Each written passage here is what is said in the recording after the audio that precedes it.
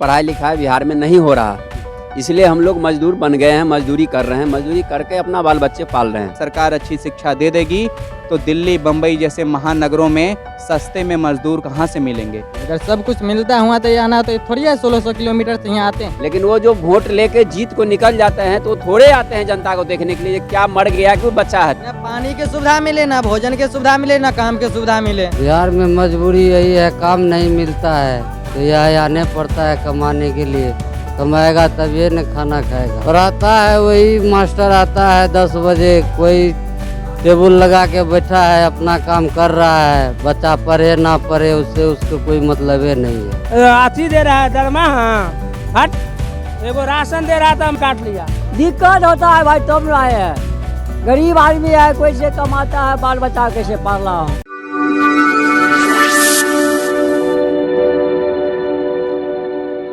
नमस्कार, मैं सत्येंद्र कुमार।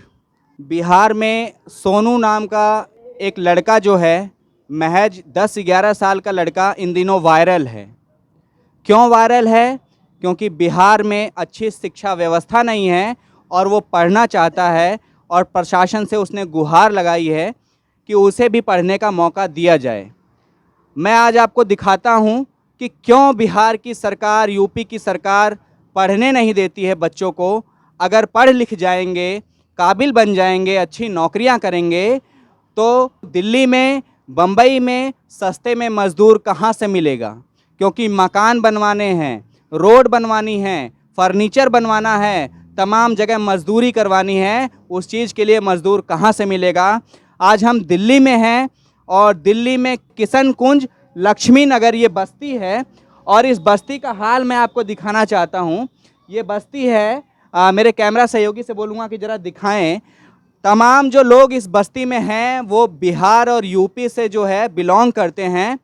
और बिहार और यूपी में क्योंकि रोज़गार नहीं है, पढ़ाई लिखाई अच्छे से हो नहीं पाई, काम धंधा है नहीं, तो मजबूरन जो बिहार के लोग हैं उनको वहाँ से छोड़कर 1000-1200 किलोमीटर दूर यहाँ दिल्ली बम्बई जैसे शहरों में आना पड़ता है। मेरे साथ कुछ वहाँ के इस बस्ती में रहने वाले लोग हैं जो दरअसल रहने वाले जो मूल निवासी हैं वो बिहार के हैं और मजबूरी में काम धंधे और रोज़गार की तलाश में यहाँ पे आए हैं। उनसे बात करेंगे। सर, आप लोग बिहार से इतनी दूर आए हैं, क्या कारण है? मजबूरी में आए हैं, वहाँ काम धंधा नहीं है इसलिए हम लोग यहाँ आए हैं। जी, तो इन दिनों बिहार में सोनू जो है, सोनू नाम का एक लड़का वायरल है और वो कहता है कि मुझे पढ़ना है और प्रशासन से उसने गुहार भी लगाई है कि मुझे पढ़ने की व्यवस्था की जाए। तो क्या बिहार में जो शिक्षा व्यवस्था है, गरीब के बच्चे जो हैं वो अच्छी शिक्षा व्यवस्था नहीं है। पढ़ाई लिखाई बिहार में नहीं हो रहा, इसलिए हम लोग मजदूर बन गए हैं, मजदूरी कर रहे हैं, मजदूरी करके अपना बाल बच्चे पाल रहे हैं। तो यहाँ पे आप लोग बेसिकली जो रहते हैं लोग इस बस्ती में, क्या काम धंधा करते हैं? ये मजदूरी करते हैं, लेंटर डालते हैं, मसाला डालते हैं। लेंटर डालते हैं, मसाला। और यहाँ पे तमाम मैं रिक्शे भी देख पा रहा हूँ, दिखाइए जरा। तो ये रिक्शे भी चलाते हैं लोग? जी, रिक्शे चलाते हैं, रिक्शा चलाते हैं। तो मतलब लेंटर डालना, गारा मजदूरी करना, रिक्शा चलाना और तमाम जो ऐसे मजदूरी के काम हैं वो लोग यहाँ पे करते हैं। तो इतनी दूर आप लोग बिहार से आते हैं, क्या क्या परेशानियों का सामना करना पड़ता है? परेशानियाँ, हम लोग को पैसे नहीं है तो खेती बाड़ी है, वो खेती बाड़ी से नहीं मेकअप हो रहा है, इसलिए हम लोग मजदूरी करके अपना खेती बाड़ी बाल बच्चे को पढ़ाई लिखाई करते हैं। तो यहाँ पे क्या रोजगार, काम धंधा मिल पाता है? कुछ पैसे इस तरीके से मिल जाते हैं कि परिवार अच्छे से चला पाएँ आप? नहीं चलता है इसमें, नहीं चलता क्योंकि 500 रुपये मजदूरी है, इससे क्या चलेगा। उसमें उसी में खा रहे हैं, उसी में रूम रेंट दे रहे हैं, उसमें पॉकेट खर्चा है, कुछ नहीं बच रहा है। वही मान लो 100-200 रुपये बचता है। बिहार में मिल जाए हम लोग को ऐसा तो बिहार में भी करके अपना, अगर बिहार में रोजगार मिलेगा तो आपकी सहूलियत हो जाएगी, हम लोग कर सकते हैं, रोजगार कर सकते हैं, कमा खा सकते हैं, परिवार को भी देख सकते हैं। तो ये देखिए, ये भाई साहब हैं, ये बता रहे हैं कि बिहार में जो है रोजगार की भारी कमी है और शिक्षा के चलते अच्छी नौकरी, अच्छा रोजगार नहीं मिल पाया है और इस वजह से मजबूरन अपने गांव को, अपनी जन्मभूमि को छोड़कर ये लोग यहाँ दूर दिल्ली और बम्बई जैसे शहरों में आते हैं और यहाँ पे जो है मजदूरी का काम करते हैं। ये जानते ही होंगे आप, जो सोनू जो है जिस बात के लिए रो रहा है, बिलख रहा है कि उसे अच्छी शिक्षा चाहिए, वो इसीलिए चाहिए क्योंकि सरकार अच्छी शिक्षा नहीं देना चाहती है। अगर सरकार अच्छी शिक्षा दे देगी तो दिल्ली बम्बई जैसे महानगरों में सस्ते में मजदूर कहाँ से मिलेंगे। सरकार को वोट तो चाहिए, सरकार को अपनी पार्टी के लिए प्रचार तंत्र भी चाहिए, लेकिन जो बासिंदे हैं बिहार के, यूपी के, उनकी अच्छे रोजगार, उनकी शिक्षा के लिए कोई व्यवस्था नहीं है। हमारे साथ एक और भाई हैं। सबसे पहले बताइए आपकी उम्र कितनी होगी? 18 साल। 18 साल की उम्र है। तो क्या करते हैं आप? लिल्टा डालते हैं। तो ये 18 साल की उम्र है, क्या नाम है आपका? अमरजीत कुमार। ये अमरजीत कुमार हैं जिनकी उम्र 18 साल ही है। 18 साल की उम्र में जब इन्हें कॉलेज में होना चाहिए था, अपनी पढ़ाई लिखाई करनी चाहिए थी, अपने भविष्य के सुनहरे भविष्य के सपने बुनने चाहिए थे, उस उम्र में परिवार की जिम्मेदारियों के चलते ये काम करते हैं, मजदूरी करते हैं। तो क्या वजह रही आपने अपनी पढ़ाई लिखाई छोड़ी? मजबूरी है, पैसे की दिक्कत है, जी परिवार के भी देखना पड़ता है, हर सोसाइटी के अंदर चलना पड़ता है, सबके मिला के चलना है। जी। पैसे की कमी है, इसी चक्कर में मजदूरी कर रहे हैं। तो पढ़ाई लिखाई नहीं कर पाए आप? नहीं, कोई क्या क्या क्या कारण रहा? पैसे की कमी थी? सरकारी स्कूल में पढ़ाई? सरकारी भी स्कूल में पढ़ाई नहीं चलता है, जी। वैसे ही जाते बैठ के चलिए आते थे। तो यहाँ पे क्या काम करते हैं? लिल्टा डालते हैं, लिफ्ट कसते हैं। तो कितना इतना कमा लेते हैं कि परिवार को देख पाएँ? हाँ, इतना वो उतना नहीं होता, 500 रुपया कमाते हैं, उसमें ये 100-200 रुपये तो जेब खर्चा हो जाता है, रूम में देते हैं, फिर राशन की लगता है, हर चीज़ इसी में भरना पड़ता है, 200 रुपया बचता है बस। तो बहुत तंगी के साथ जीवन गुजार रहे हैं। बस कष्ट में ही तो जिनके गुजार रहे हैं। जी जी। तो अगर अच्छी पढ़ाई लिखाई मिल जाती, अच्छी व्यवस्था मिल जाती, तो बिहार छोड़ के इतनी दूर तो नहीं आना पड़ता? आना पड़ता, अगर सब कुछ मिलता हुआ तो ये आना तो थोड़ी है, 1600 किलोमीटर से यहाँ आते हैं। जी। तो सरकारें वोट तो लेती हैं, वोट देने जाते होंगे आप हाँ, लोग? वोट दिए हैं अभी भी। अभी भी वोट दिए हैं? और सरकारें वोट लेती हैं लेकिन सहूलियत के नाम पे कुछ नहीं देते हैं, कुछ नहीं देता है। बढ़ गया, फिर सरकार मिलता कहाँ है? हाँ, इधर आ जाओ। हाँ, बोलिए। सरकार को जब वोट लेना पड़ता होता है, समय आता है, तो वो तो जनता के पीछे पड़ जाते हैं, लेकिन वो जो वोट लेके जीत को निकल जाते हैं तो वो थोड़े आते हैं जनता को देखने के लिए, ये क्या मर गया कि बचा है तू। चुनाव में तो बड़े बड़े वादे करते हैं कि हम ये करेंगे वो करेंगे, लेकिन करता कुछ भी नहीं है। कसम खा लेता है, 2 मिनट में वादा बदल लेता है, इस चक्कर में कहाँ है सरकार? गीते पर कसम खाता है ना, झूठे वादे करते हैं। झूठी वादा कर रहे हैं सामने में ना। आपको सामने में गीते पर कसम खाता है ना, मैं 2 मिनट के लिए बदल लेता है ना, आपके सामने अगर ना बदलता तो 1600 किलोमीटर हम लोग का आना ना पड़ता। तो आप तो पढ़ लिख नहीं पाए, आप मजदूरी कर रहे हैं, लेकिन इतना कमा नहीं पाते हैं। कल को आपका भी परिवार होगा, बच्चे होंगे, तो वो भी बेचारे मजबूरन जो है मजबूरन आना पड़ता है। वो भी पढ़ नहीं पाएंगे मजबूरन, अरे क्योंकि इतना पैसा आप कमा नहीं पाते। कमाने पाएंगे तो मजबूरन उसको भी आना पड़ेगा।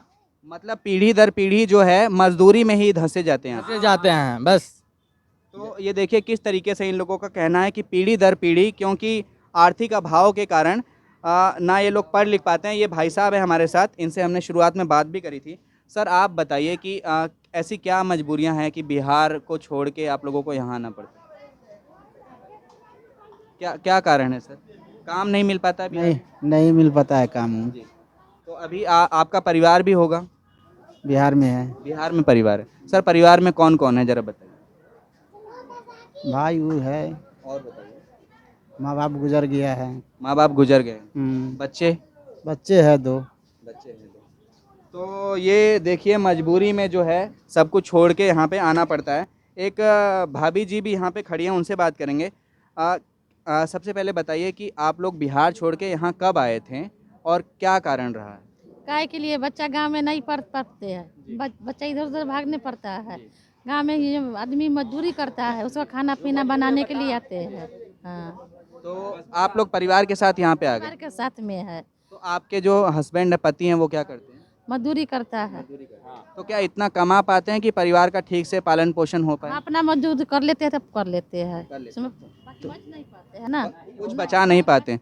अगर कुछ बच नहीं पाता तो अगर कोई बीमारी हो गई तो सारा जो भी बचा कुचा थोड़ा मोड़ा रहता है वो सब खत्म हो जाते हैं। हाँ, पूरे खत्म हो जाते हैं।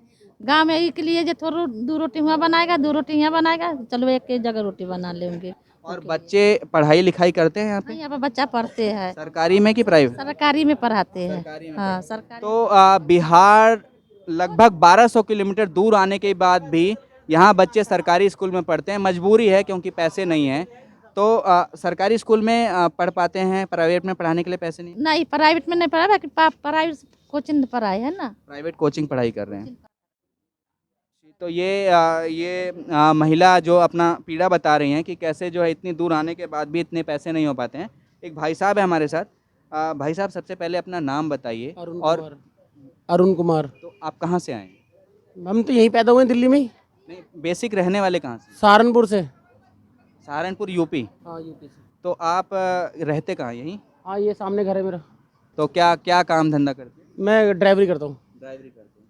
तो आजकल तो पेट्रोल डीजल के दाम बहुत बढ़े हुए हैं, तो क्या बचत हो पाती है इतनी कि घर का खर्च? पहले की तरह नहीं हो रही है, फिर भी घर चल रहा है। पहले की तरह तो नहीं हो रही है, लेकिन घर चल रहा है। तो अभी पेट्रोल डीजल की कीमतें आसमान छू रही हैं, महंगाई बढ़ रही है, तो ऐसे में जो परिवार का जो बच्चे हैं क्या पढ़ लिख पाते हैं सही से? नहीं जी, मेरा तो एक ही बच्चा है ये रहा, और ये अभी जाएगा अगले 2 महीने बाद स्कूल जाएगा।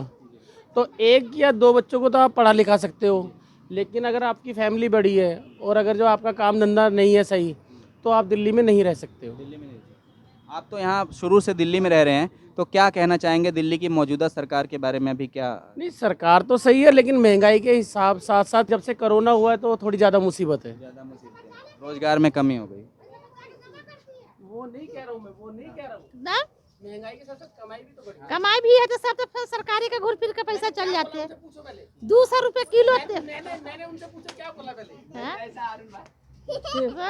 तो ये भाई साहब जिस तरीके से कह रहे थे कि कमाई थोड़ी बहुत हो जाती है, तो अपना जो दर्द बता रही हैं भाभी जी की इतनी कमाई नहीं हो पाती है कि ठीक से बच्चों को खिला पिला सकें, पढ़ा लिखा सकें। इनका सीधे तौर पे ये कहना है। आप बस्ती के हालात तो देख ही सकते हैं। अगर ज़रा सोचिए कि बारिश में या तेज़ भीषण गर्मी में, सर्दी में इन लोगों की क्या स्थिति रहती होगी, कितनी मुश्किल और परेशानी का इन लोगों को सामना। तो यहाँ दिल्ली में वोट देते हैं आप लोग? अब वोट देते हैं। वोट देते हाँ देते हैं। और बिजली का कनेक्शन भी है? हाँ वो भी है। तो अभी सुनाई में आ रहा है कि ये बस्ती जो टूटने वाली है, ऐसा कुछ? टूटने वाला तो सुन रहा तो है। सरकार वोट भी लेती है, राशन कार्ड भी है आप लोगों के हाँ पास? सब है। तो ये देखिए, राशन कार्ड भी है इन लोगों के पास, ये वोट भी देते हैं, यहाँ बिजली कनेक्शन भी दे रखा है, लेकिन फिर भी जो ये बस्ती जो है ये टूटने वाले। और बस्ती में हज़ारों की संख्या में जो लोग रहते हैं यूपी बिहार से, जब ये बस्ती टूटेगी तो सोचिए कहाँ जाएंगे। ये बस्ती बसी थी सन 1982 में। हम लोग यहाँ पर आए थे सन 89 में। पहले ये बस्ती काफ़ी बड़ी हुआ करती थी, तो इसमें से कुछ जगह को हटा के उनको ज़मीन दी गई है रोहिणी सेक्टर 25 में। तो यहाँ पर जो बाकी लोग भी बचे हुए थे, तो उनकी भी मांग यही थी कि जहाँ पर उनको पहले वालों को बसाया है, हमारे को भी वहीं पर जगह दे दी जाए। हमारे को यहाँ से जाने में कोई प्रॉब्लम नहीं है, क्योंकि यहाँ पर लाइट है, पानी है, 30-30, 35-35 साल पुराने राशन कार्ड बने हुए हैं। जब हम छोटे से बच्चे आए थे, हम भी अब बड़े हो गए। लेकिन बस यही है कि अगर गवर्नमेंट हटाती है तो जहाँ पहले वाले लोगों को भेजा है या कोई आसपास और जगह है तो वहाँ पर हम लोगों को बसा दिया जाए। मतलब कोई ना कोई स्थान तो देना चाहिए सरकार के दे तरफ। दिया जाए। ये नहीं है कि जंगल में जाकर रख दें, ना पानी की सुविधा मिले, ना भोजन की सुविधा मिले, ना काम की सुविधा मिले, तो ये कोई बात नहीं है। इनका दर्द जो है, इनका दर्द जायज़ है कि अगर यहाँ से इन लोगों की बस्ती खाली करवाई जाती है तो कोई तो इन लोगों को छत पे आसियाना या छत देनी चाहिए सरकार को। इतने हज़ारों की संख्या में ये लोग कहाँ जाएंगे? वही ये अपना दर्द बयां कर रहे हैं। हमारे साथ कुछ और भाई लोग भी हैं, उनसे ही बात करेंगे। भैया सबसे पहले अपना नाम बताइए और उम्र कितनी होगी? मेरी 23 साल उम्र है। 23 साल उम्र है। और नाम आपका? मनोहर कुमार हुआ। मनोहर कुमार जी। तो आप कहाँ के रहने वाले हैं? हम मधेपुरा जिले के रहने वाले हैं। बिहार। बिहार। तो क्या मजबूरी रही बिहार छोड़ के इतनी दूर आना पड़ा आपको? बिहार में मजबूरी यही है, काम नहीं मिलता है तो यहाँ आने पड़ता है कमाने के लिए। कमाएगा तभी न खाना खाएगा, कमाएगा नहीं तो खाना कहाँ से खाएगा फिर। बिहार सरकार तो दावे करती है कि हम बिहार में विकास की राजनीति कर रहे हैं, तमाम रोजगार के साधन खुल रहे हैं, शिक्षा के साधन खुल रहे हैं। ये सारे घुसपैठी कर रहा है, ये कुछ नहीं है कि आज बोल दिया, वादा कर दिया, 2 दिन के बाद मुकर गया। कुछ नहीं मिलने वाला है इस बिहार में। तो अभी बिहार में एक सोनू नाम का लड़का वायरल हो रहा है, वो बोल रहा है कि मुझे पढ़ाई करनी है, बिहार में पढ़ाई लिखाई अच्छी नहीं हो पाती है, जो सरकारी स्कूल है बड़ी ख़राब व्यवस्था है। क्या आपको जानकारी है बिहार में शिक्षा स्थिति का क्या हाल है? पढ़ाता है वही मास्टर आता है 10 बजे, कोई टेबल लगा के बैठा है, अपना काम कर रहा है। बच्चा पढ़े ना पढ़े उससे उसके कोई मतलब नहीं है। कोई मतलब नहीं है। कोई मतलब नहीं है बिहार में। ये देखिए, इनका भी यही कहना है कि स्कूल तो सरकारी हैं, मास्टर आए ना आए, बच्चे पढ़ रहे हैं कि नहीं पढ़ रहे हैं, सरकार को इससे कोई मतलब नहीं है। और यही कारण हमें समझ आता है कि आखिर क्यों बिहार में शिक्षा व्यवस्था का इतना बुरा हाल है क्योंकि अगर बिहार के बच्चे पढ़ लिख जाएंगे तो यहाँ दिल्ली में, बम्बई में, गुजरात में, कलकत्ता में जो सस्ते में मजदूर चाहिए वो कहाँ से मिलेंगे। दरअसल दो तरह के समाज बनाए जा रहे हैं। एक वो समाज है जो रोज़मर्रा की ज़िंदगी में 2 जून की रोटी के लिए लड़ भून रहा है, कट मर रहा है, लेकिन 2 वक्त का खाना नहीं जुटा पा रहा है। और एक वो समाज है जिसमें बहुत कम लोग हैं लेकिन भारत की दौलत का 3/4 हिस्सा जिन लोगों के पास हैं। 2 तरह के समाज हैं, एक गरीब समाज बनाया जा रहा है, मजदूर तबके का समाज बनाया जा रहा है, और एक वो समाज है जिसके पास इतनी दौलत है कि वो खुद नहीं जानते कि उनके पास कितनी दौलत है।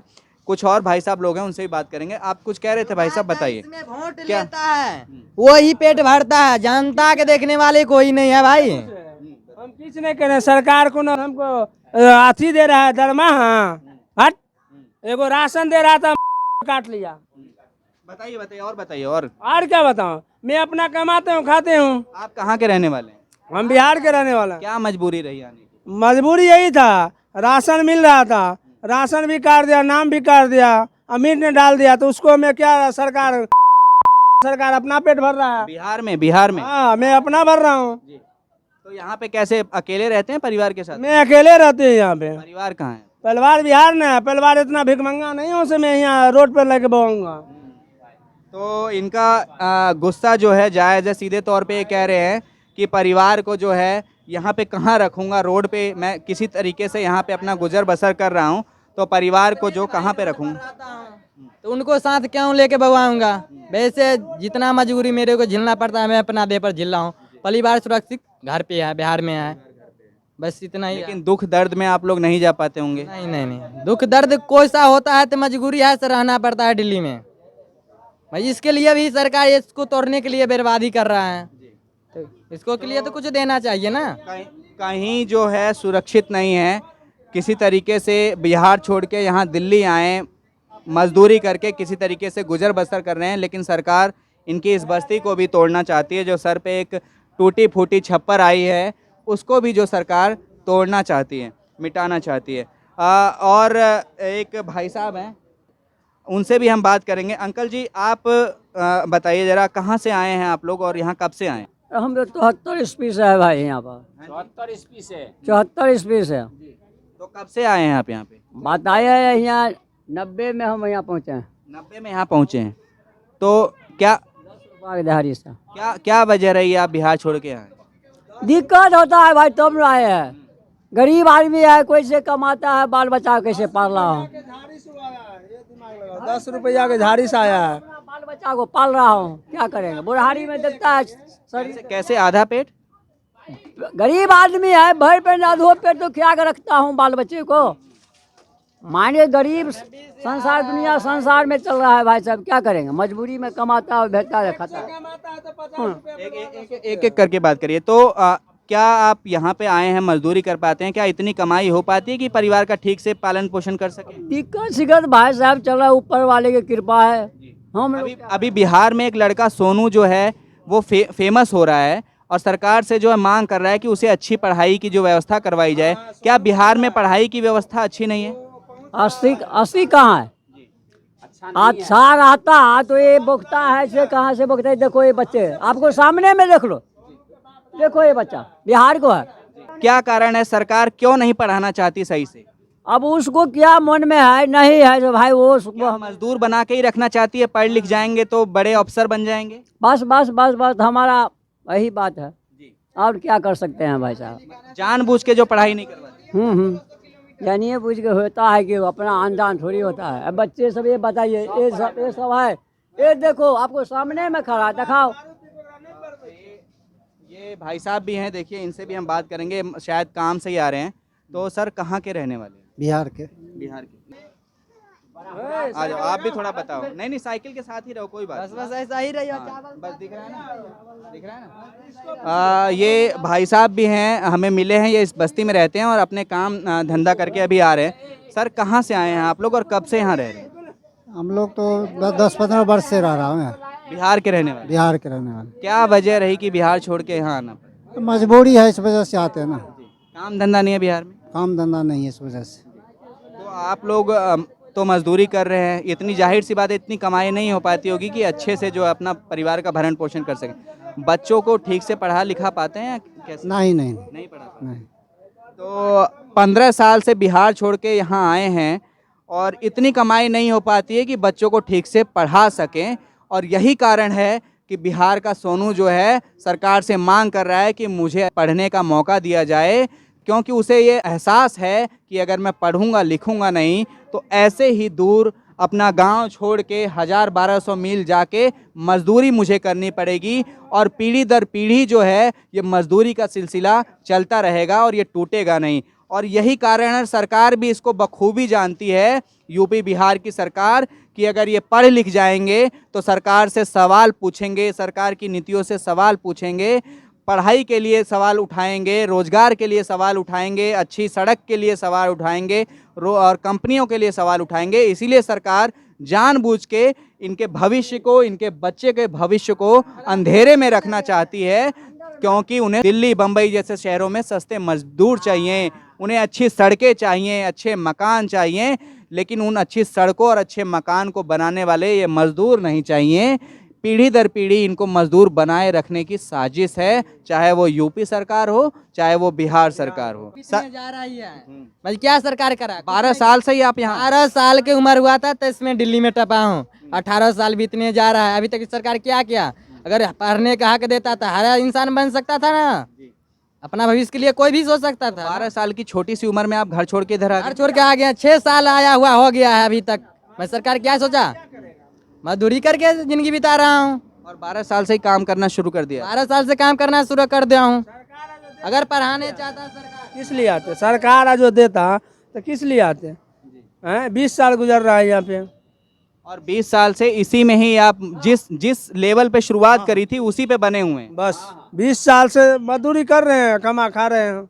मतलब एक तरीके से इस मजदूरी के दलदल में फंसे हुए हैं। 50 रुपया को झाड़ी से आ रहे हैं। अब ये बताओ, 500 झाड़ी हो गया, 50 रुपया के झाड़ी से आ रहे हैं। सिर्फ 50 रुपए? हाँ, आप बताओ। 110 फीट चढ़ना पड़ता है लिफ्ट पर, 2 बोल्ट पर चढ़ना पड़ता है। क्या सरकार सोच रहा है? जिंदगी के लिए बेकार नहीं कर रहा है? गिर जाएगा तो क्या करेगा सरकार? कुछ नहीं कर पाएगा। अपने जिंदगी के लिए जरा चल रहा है ना। इन बस्तियों की हालत भी दिखा देना चाहता हूँ आपको। आप देखिए किस तरीके से यहाँ टूटे फूटे जो है ठेले रखे हुए हैं, ये रिक्शा जो रखे हुए हैं, और ये 6x6 की जो हैं ये किसी तरीके से ये झुग्गियाँ बनी हुई हैं। इन्हीं 6x6 की लगभग झुग्गियों में ये लोग रहते हैं, खाते हैं, सोते हैं। इन्हीं में बच्चे भी इनके रहते हैं। और देखिए कैसी स्थिति है इन झुग्गियों की, आइए दिखाते हैं।